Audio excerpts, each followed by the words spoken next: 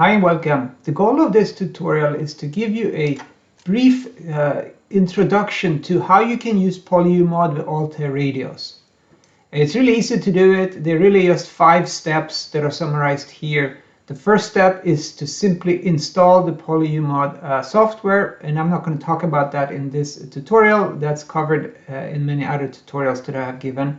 And the last step is to simply run your simulation. So that leaves 3 steps in the middle that we need to talk about, and I'll do them one at a time. And I'll start with the environmental variable rad user lib path. So that's what the variable is called that Radioss will use to find the PolyUMod software. So if you go to your Windows computer and you open the environmental variable dialog box, they will look something like this, and you can just click on environmental variables. And if you look through this table here, you'll see that in my case I have a variable that's already set up. It's called rad user lib path, just like it should, and the value is the directory in which PolyUMod has been installed.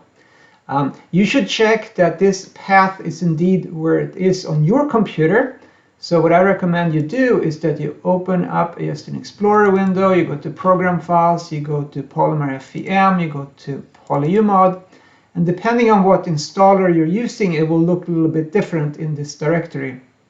In my case, I have a directory called PolyUMod_Radioss. That's where the file that Radioss will use is located, and that file is called libraduser-win64dll. But it could be a slightly different path on your computer. So double check that it's indeed what you want. And once you set that up here, then you're good to go with that step. So it's a pretty easy step to execute. The next step, step number 3 in this list, is to create a material model for Radioss and then export it to Radioss format. This is something that is also covered in many other tutorials, but I will do a very brief introduction here and demonstration. Now then start calibration, and inside calibration I can select any material model that I like. In this case I'm just going to pick a PolyUMod Bergstrom-Boyce material model. This can be used, any of the PolyUMod material models can be used in Radioss. There is also a section here towards the end that contains other material models and Radioss template material models that you can use with Radioss. But I'll use this one for our demonstration here. I'm just going to click OK. And it gives me some default set of parameters. I'm going to just see what that looks like. I'm going to pick uniaxial tension, 6 different strain rates. These are called virtual experiments, showing me what the stress strain predictions would look like with this particular material model and these parameters. And this looks fantastic, so I will use these in my demonstration. So the next step, of course, is to export these parameters to a file. I will use a Radioss RAD file here.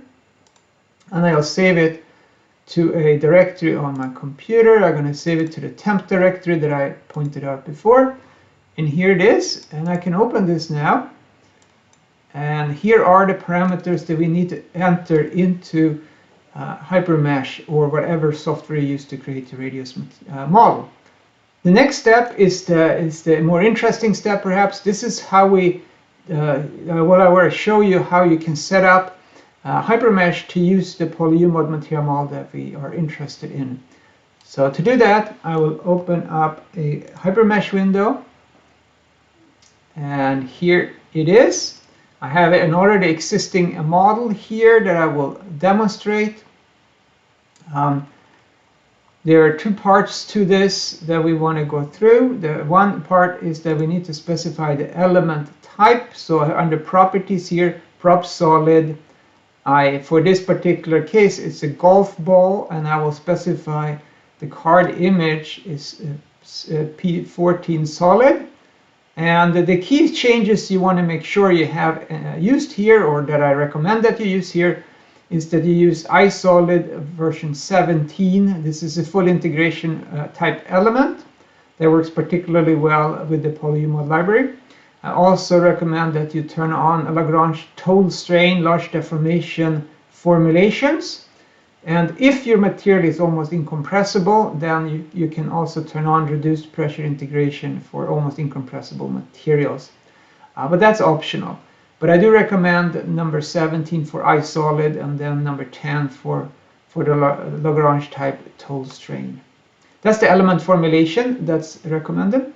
The next thing, of course, is to specify the material model itself.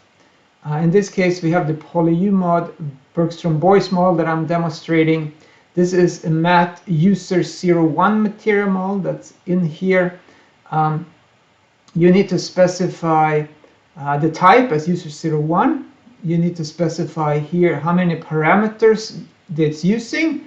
We have 26 here, so if we go back to this table, if you count these numbers of rows of data here, there are 26 of them. Then you need to specify the actual values in this table here, and I already done that. So if I'm going to put this side by side here, maybe we can take a look at this. There is no current way of automatically pasting this in as far as I know, so you have to type it one by one. Not too bad since it's a one-time exercise.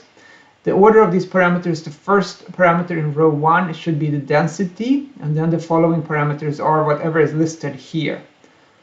The way these are structured is that the value of the parameter comes first, and then it's an optional label. You don't need to write this MM, ODE, Jack, etc. But if you feel like it, you can. It doesn't really matter. What matters is the value at the beginning of each line. So you enter these values just like you had from M calibration. And that's how you set up the material model within HyperMesh. And that's really it. At this point, you have specified your whole material model, you have specified the mesh in HyperMesh, and you're ready to run your simulation. And at this point, things should just work. If you have any questions, head over to polymerfm.com, and I'm happy to answer them right there.